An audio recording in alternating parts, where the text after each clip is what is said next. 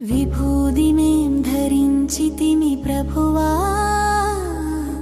మట్టినైన మేము నీ శ్వాసతో జీవింతుము.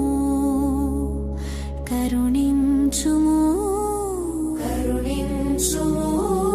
మట్టి నుండి మమ్మును సృష్టించిన వాడా, నీ రూపమునందు మమ్మును నడిపించు.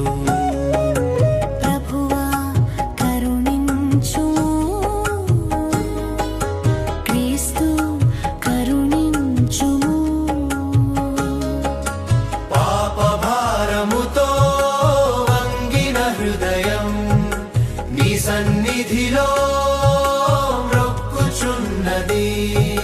సిలువ మార్గములో నడిపించుము నన్ను, వినయములో నన్ను మలచుము.